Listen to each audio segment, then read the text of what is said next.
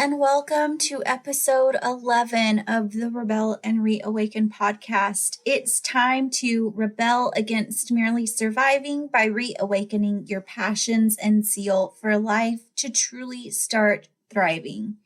This podcast was created to give you practical and usable tools and tips to help you cultivate a life in recovery that you love and can't wait to live out each day. Together, we are saying goodbye to running to things that drain us and leave us feeling depleted so that we can step into the life we were made for.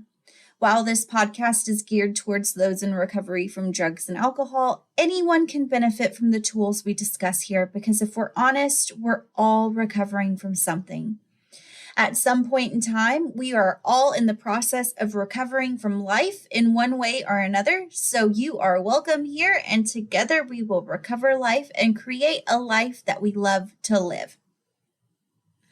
This week, we are going to talk about a tool called the 20 things that I can do instead of fill in the blank.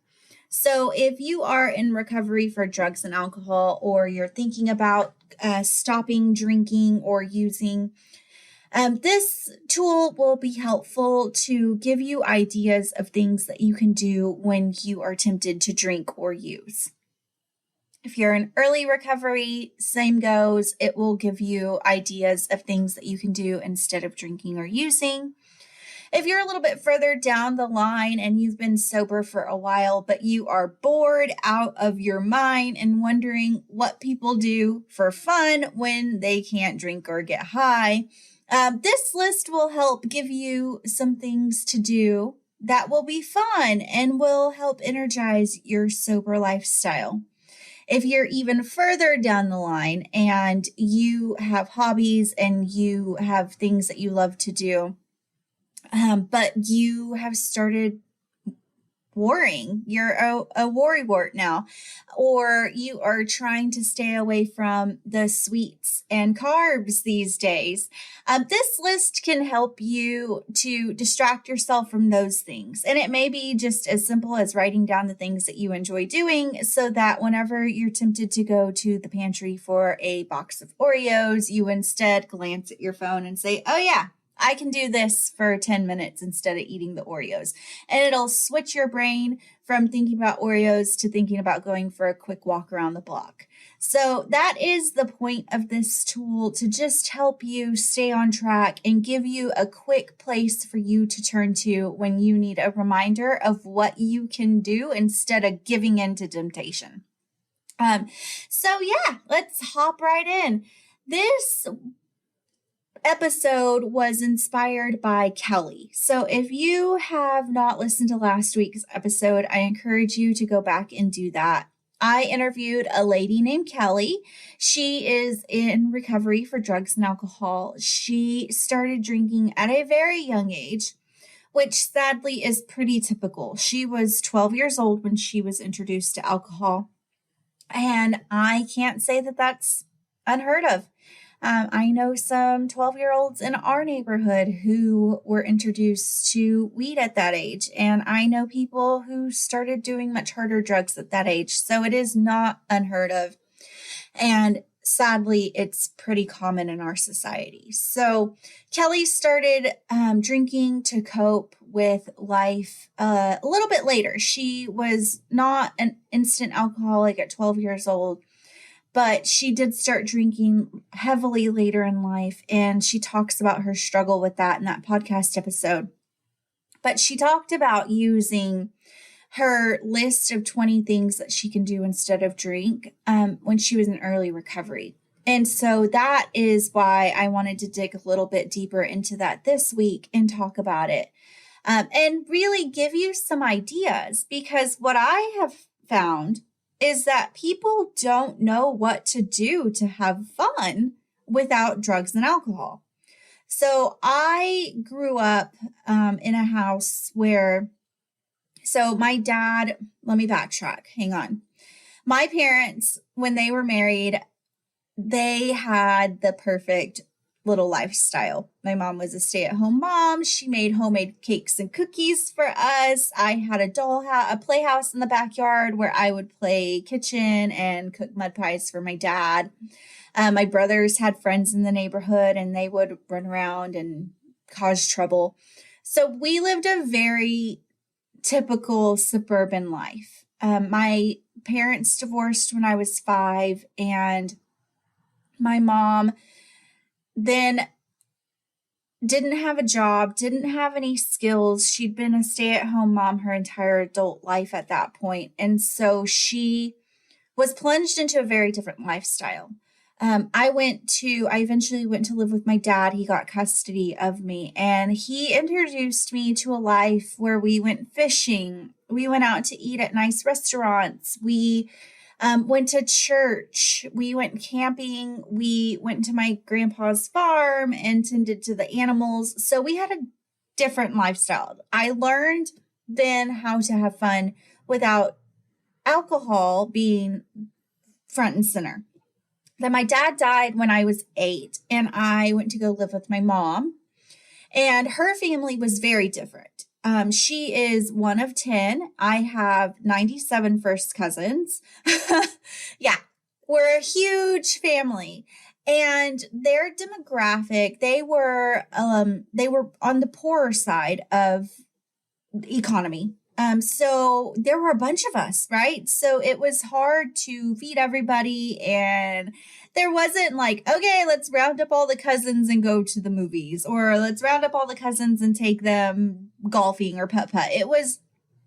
We had fun at home. We had cheap fun at home, which usually consisted of all of my aunts and uncles hanging out, drinking beer, sitting around the picnic table till late at night, blasting the music. It was a fun childhood. But I didn't know that there was anything outside of that to have fun. My definition of fun was everybody came over, you busted out the coolers and 30 packs, and everybody drank and had a good time. So when I got sober, I really had to try to figure out how to have fun without drugs and alcohol.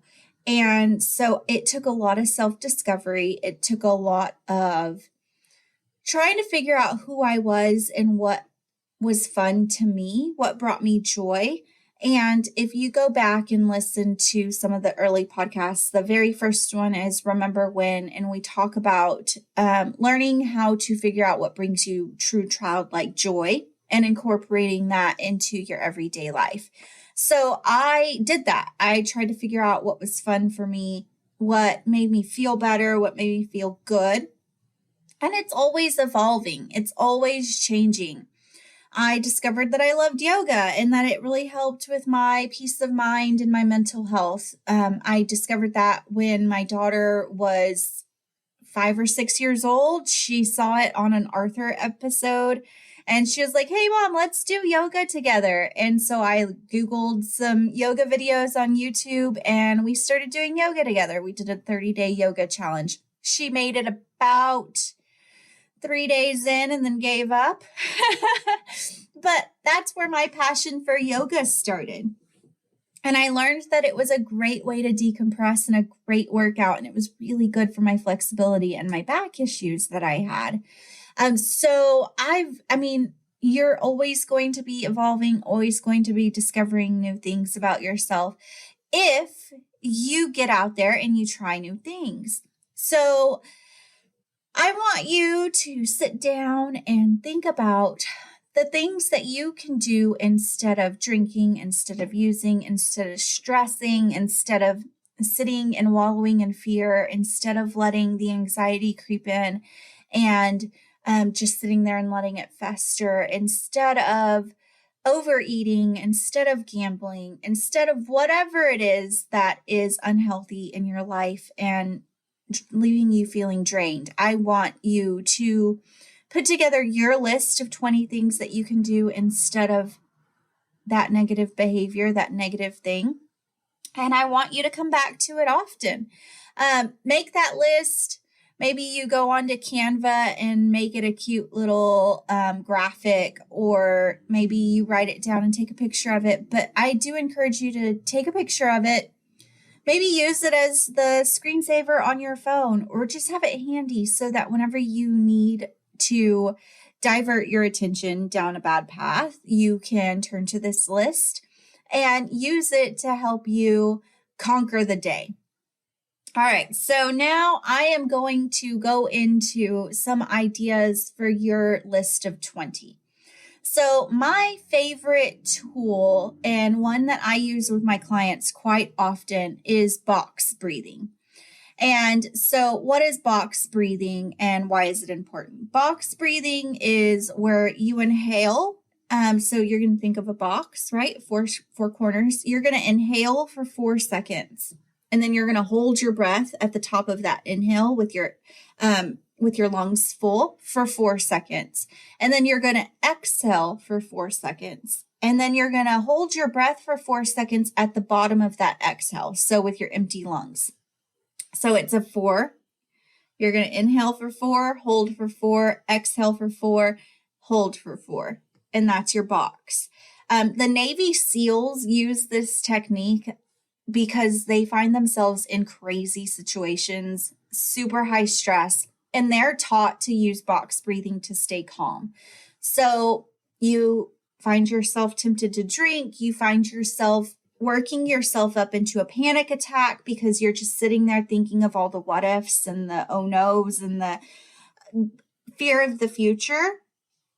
Stop and do some box breathing. I usually do it 4 to 6 times to calm myself, but this is a great tool to have on your list of 20 things that you can do instead of drinking, using, stressing, whatever. From here on out, I'll probably just say drinking, and just know that that means all the things. Wherever you are in life, whatever it is that you're trying to change, whatever it is that you're trying to avoid, you can fill in the blank there and replace it with the word drinking. Okay, so box breathing is one thing that you can do. Another thing that you can do is meditation. So I feel like meditation is one of those words that people hear it and you're either like, ooh, that's too woo-woo for me, or that's too new age, whatever. Meditation really is not as complicated and crazy as some people make it sound. I am horrible at staying focused on my thoughts, like on having my mind cleared. So I have to do guided meditation. Anytime I need to do a meditation, you can literally get hundreds of thousands of meditation videos, guided meditations on Spotify, on YouTube, on the internet. Just do a Google search for meditation for calming your nerves, meditation for sleep, meditation for whatever it is that you need, and something will pop up. And I like the ones that have like the ocean noises or the sound bath noises where they're going, woo. Yeah. I like those, but really meditation is just finding a quiet place and clearing your mind and just being in the moment and just allowing the thoughts to come, but not chasing them, right? So you're going to let the thought come. Okay, yeah, I'm worried about tomorrow, but I can't do anything about it right now. And so you're just going to breathe through it, kind of kiss it goodbye and let it go. There are tons, like I said, of guided meditations out there, but if you've never given it a try, you should. Meditation, I love meditation. I will usually just like lay out flat on the living room floor. I like to put the earbuds in my ears because it helps to block out the noises of the dogs walking by or the neighbors outside. So I like to put earbuds in when I'm meditating so that it's completely blocking out the outside world and I'm totally focused in on this moment. If you don't like guided meditations, you can just put on some soothing sounds, some ocean sound music, some whatever instrumental music, and just let yourself be in the moment. Just clear your mind and just be in the moment. I am not a great flyer. I'm a lot better now. But when my husband and I started dating in 2016, I was worried because he traveled all the time. He is a Mexican jumping bean. He does not know how to sit still. And so when we started dating, I was super worried about the fact that he flew everywhere because I hated flying. Like, got my stomach in knots, hot, cold sweats, shaking. Like, I hated flying.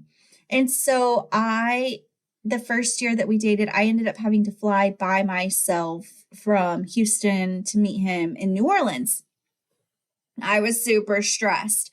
But while I was sitting in the airport, I just popped in my earbuds and just sat there and did a guided meditation for calming my nerves. And I had planned on doing it again in the airplane, but I was lucky, and this older man sat down next to me, and he told me that he had done this flight hundreds of times. He's like, I fly in and out of Houston because I work in Louisiana, but I live in Houston. He said, so I do this flight every Sunday night and Friday afternoon. And so he sat down next to me and he talked me through every bing bong noise, every slight change in elevation. He talked me through all of it. And now I'm a great flyer because I know exactly what's happening in the airplane while I'm in the air, and I don't worry anymore. I don't think we're going down every time I hear the bing go, that bing, bing. I know it's the flight attendants just communicating with each other. But anyway, I used that meditation to calm my nerves before the flight. So meditation is my second suggestion for 20 things that you can do instead of fill in the blank. So box breathing, meditation. The next thing that I will suggest is yoga. And I know some people hate yoga. Again, they think it's really woo-woo, whatever. But yoga, it not only does it have, gives you a workout, it has great physical components to it. It helps with stretching. It helps with self-esteem. I notice that when I'm doing really well and I can feel my poses changing, I can feel the difference. I don't do yoga every day. I'm not super dedicated. I have a hard time being consistent when it comes to working out. I'll be super consistent for 2 or 3 months, usually when I'm leading up to training for a race or something. Super consistent, and then I fall off the wagon. So I will go from being able to do a perfect downward dog to missing 2.5 months of yoga, and then going back and my heels are 6 inches off the ground again. But there is something to be said about the confidence boost that comes from being able to feel your body change. And when my daughter and I started out, that 30-day yoga challenge that we did, it was 20 minutes or less every day for 30 days.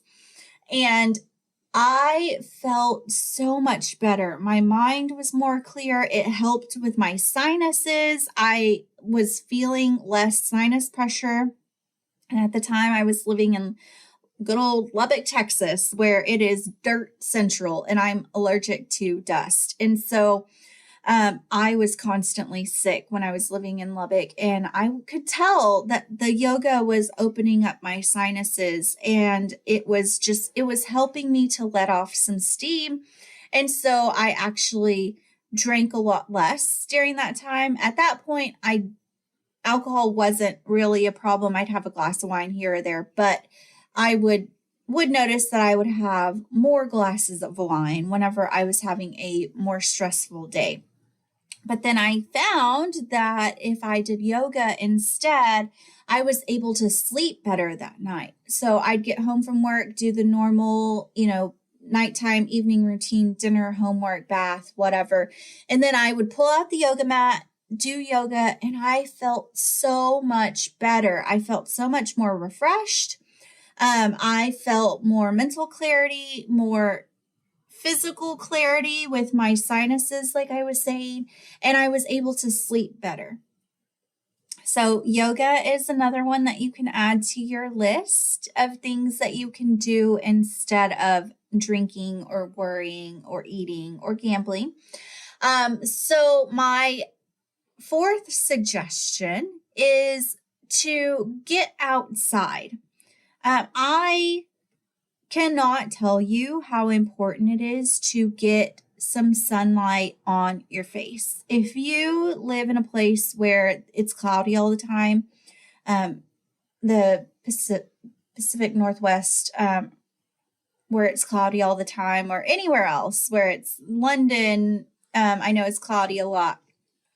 But even if it's cloudy outside, the act of going outside and getting even indirect sunlight through the clouds, it helps your mental health and your physical health. So it's important to get outside. You can put on your list of things that you can do as go outside for 5 minutes, go for a 5-minute walk. Sometimes I will literally just go walk from one stop sign to the other in our neighborhood. And it's enough to reset my mindset and keep me from reaching for those Oreos. Yeah. So we're doing prayer and fasting at my church for the next 14 days. And I have decided to give up pastries and candy. So I will be using my list of 20 things that I can do to help me not eat the Oreos and the cake and the candy late at night. So this is just as much for you as it is for me. So let's do this together. Okay, so 5-minute walk outside is something that you can do. If you are religious, I am a Christian and I read the Bible. So on my list of 20 things is turn to the Bible, turn to your deity of choice and your handbook, your religious handbook of choice, and read for a minute. If you're not religious, find a book and read for a minute. And literally, it will take just a few seconds to have that mindset shift and to change your mind from the trajectory that you were on into something else. So this suggestion is reading. I like audiobooks, but I tend to do audiobooks when I'm doing other things. So for me, the act of picking up something that I actually have to use my eyeballs to look at is what I need to shift my focus from what I was wanting to do to something else. Maybe audiobooks work for you. You can listen to podcasts if that works for you. Again, for me, audio is usually something that I'm using when I'm multitasking. So I really need to focus my eyeballs on something. So use that as you would. So another thing that you can put on your list of 20 things to do instead of drinking is maybe watching a show. I do want to caution on this one because you don't want to start using TV movies as a coping mechanism where you just drown out the world with a TV show and you plop down on the couch as a way of numbing. But it can be a good distraction. So I get super anxious when I have things coming up and I procrastinate when I'm anxious. So if I have a lot of photos to edit, sometimes I will get super overwhelmed. And instead of editing, I procrastinate and sit down and binge watch my favorite show. Yep, guilty as charged. I get sensory overload when I have a lot to do. And instead of acting, I freeze. I don't know if anybody else can resonate with that, but that's what happens to me. And so for me, TV is not a good one, but I do want to put it out there because for some people, a quick 20-minute show can help change their attention from what they were wanting to do to this new thing. And instead of going out and going to get a bottle of wine, maybe you put on a really interesting documentary and it pulls your attention away from the bottle of wine at the convenience store. And instead, now you're sitting on the couch with a cup of hot tea, watching a cool documentary. So TV can be good or bad, but it's up to you to know when you should use what, right? Okay, so next, we've covered box breathing. We've talked about yoga, meditation, getting outside, and using TV to help distract you from something that behavior that you're trying to avoid. So the next thing that I want to suggest is a group activity. So most of us, our society has changed and we tend to be hermits. We tend to not like to leave the house. And I feel like back in the day, things like ballroom dancing or swing dancing classes for adults were a lot more common. And now it's kind of like, what? But partaking in a group activity will not only help to distract you, but it will also help you to grow a community around you, a community of people who can help hold you accountable. So maybe you go join a gym and start taking Zumba or cycling and make friends. Don't just go, show up and leave. Try to introduce yourself to someone. This is really helpful if you are feeling isolated or you feel like no one understands what you're going through. It can help you to surround yourself with people who are walking similar roads as you. This could be an AA class or an NA class or meeting, or Smart Recovery or any of the other organizations. If you are having problems with overeating, there is Overeaters Anonymous. There's Gambling Anonymous. There's, you name it, I bet you there's a community out there for you. But this one is get out, do a group activity, and surround yourself with people who are like-minded and going through a similar experience. Another activity that you can do, and that I found the research on this super interesting, but tennis or pickleball or table tennis, ping pong, apparently those activities help to reduce occurrences of dementia. You guys, this one is big for me because Alzheimer's runs in my family. I lost my grandma to it, and I have 2 aunts who are struggling right now with it. And so when I heard the research on this one, it went off like sirens in my head. Excuse me, because apparently the sports where you are playing against someone has more impact on reducing Alzheimer's and dementia because you're interacting with someone rather than like just going for a run or just playing a solo sport. So super cool. You don't have to be good at it. Find a friend who sucks at it just as much as you do and go play some tennis. I love this one. Yeah, I was so excited about it. Another thing you can do is go bowling.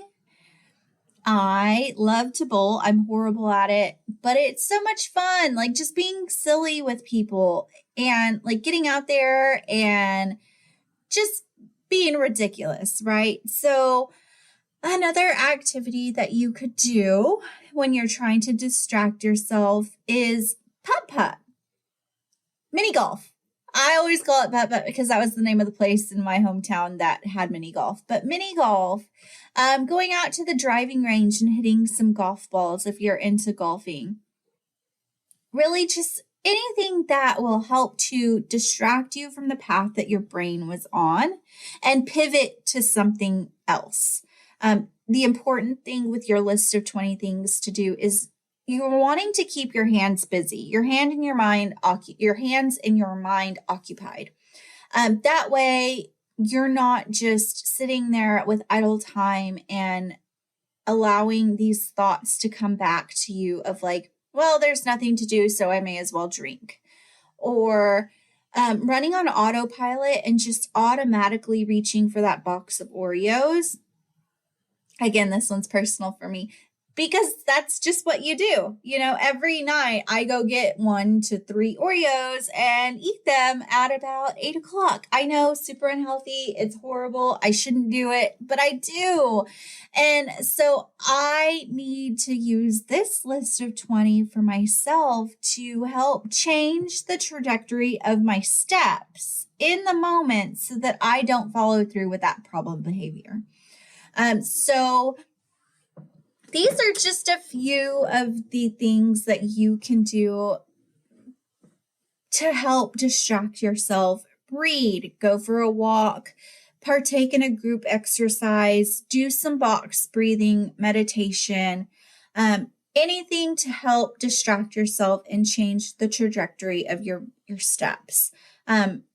One last one, and I wanted to talk about it because it's one of my favorites, is cooking. If you don't like to cook, cool, whatever, but I cannot tell you how much fun it is to put together a dish, and sometimes they don't come out that great. That's okay. It's the effort, but cooking and sharing a meal with people, going out to a restaurant. These are things that you can do to try to distract yourself, change your mind, change your direction, and pivot to something that's actually going to leave you feeling energized, leave you feeling happy, proud, all the feel good things. So I hope this tool has been helpful. It's called the 20 things I can do instead of blank. But yeah, I hope you will put together your own list of 20 things. If you are a Rebel VIP and you follow us on Patreon, then you can hop on over to our Patreon page now, and we will be putting together your list of 20. I will have a handout for you where you will fill out your list of 20 things, and you'll be able to just screenshot it and save it on your phone. And we're going to dig a little bit deeper into the science behind this. So anyway, I hope that you have found something here that will be helpful to you. Thank you for tuning in. I hope this episode has taught you at least one thing, and I hope it helped you to see that you were made for more than merely surviving. You were made for thriving. Crumbs are for the birds. You were made for the feast. Don't forget that. For more information on our 6-week course that will be coming out soon, I am so excited. I know I keep saying that, but I am working truly hard on it, and I am so excited for it to be out in the world. This course is going to help you just truly cultivate an abundantly fulfilling life in recovery. We are going to dig deep and figure out those things that bring you joy. We are going to learn how to incorporate them into your everyday life by creating an implementation plan that actually works. And then I'm going to teach you about intentional living and how to keep the momentum going in your everyday life so that you can live each day to the fullest and end each day feeling like you truly did your best. So I'm excited for that. If you want more information, you can text course to 806-317-8181. and that number will be listed in the show notes. If you want to dig deeper each week and create your own personalized roadmap to cultivating an abundantly fulfilling life, then hop on over to our Patreon page and become a Rebel VIP today. As a Rebel VIP, you get a companion episode to each podcast episode each week. And we dig deeper and we make it personalized specifically to you. If you're not in recovery, no worries. Just like with every episode of the podcast, the Patreon Rebel VIP episodes can be used by anyone who is in recovery or not. And last but not least, if this podcast is making an impact on your life, please share it. I cannot tell you how grateful I am to each and every one of you who does share this podcast episode. If you subscribe, then you will never miss an episode. You can subscribe on Spotify, YouTube, Apple Podcasts, Google Podcasts. I am forever grateful to each and every one of you. And as always, be well, be kind, and may you find some joy this week. Bye.